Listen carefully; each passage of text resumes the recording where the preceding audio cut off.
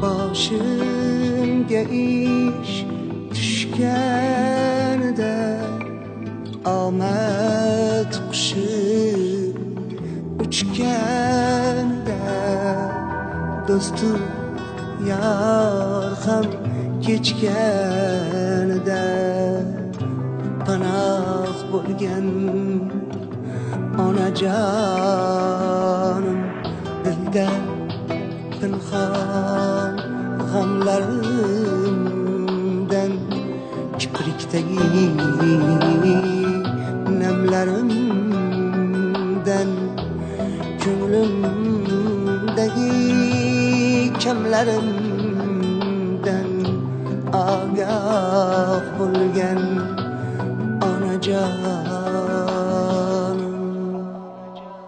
onajonim siz mehribonim onajonim siz xushzabonim munisa darddoshim metin bardoshim onajonim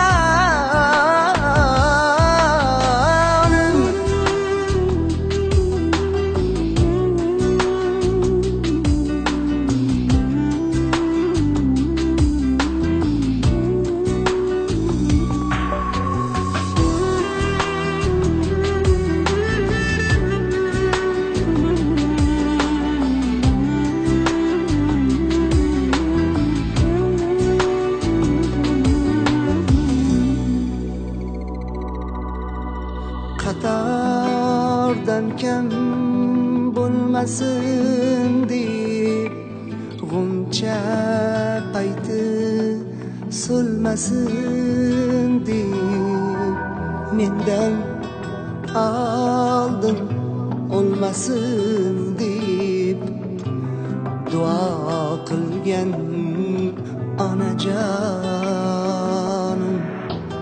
bu kunlar ham o'tar degan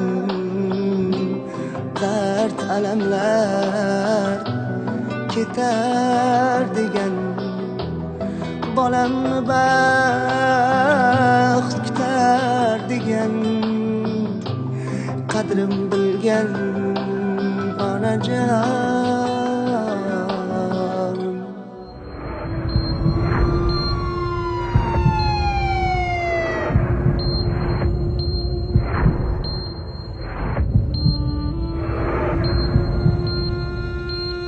onajonim siz mehribonim onajonim siz xushzabonim munisa darddoshim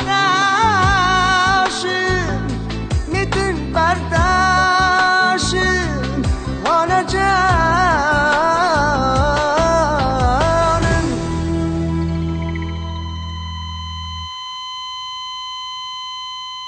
onajonim siz mehribonim onajonim siz xushzabonim munisa darddoshim metin bardoshim onajonim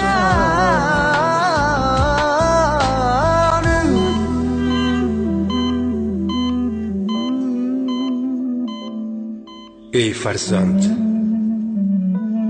mol dunyo, boylikka mukkangdan ketib, eng aziz, eng bebaho xazinangni unutdingmi? Tunlarni tonglarga ulab katta qilgan, o'zi yemay yedirib, kiymay kiydirib, oq yuvib, oq taragan, voyaga yetkazib, uyli joyli qilgan shu ota-onang emasmi? Sen qanday farzandsanki, bir og'iz shirin so'zingni eshitish ilinjida yo'lingga ko'zlari nigoron bo'lib kutgan ota-onang ko'nglini ola olmasang, 9 oy yuragini ostida ko'tarib dunyoga keltirgan onangga ertayu kech tinmay mehnat qilib seni rohatingni ko'raman degan otangga ko'rsatgan mehr oqibating shu bo'ldimi? Ko'zingni kattaroq och, ey farzand.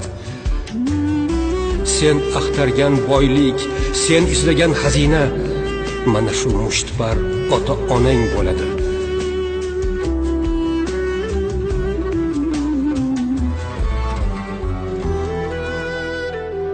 Ular mehrini hech narsaga tenglab ham, hech narsa bilan o'lchab ham bo'lmaydi.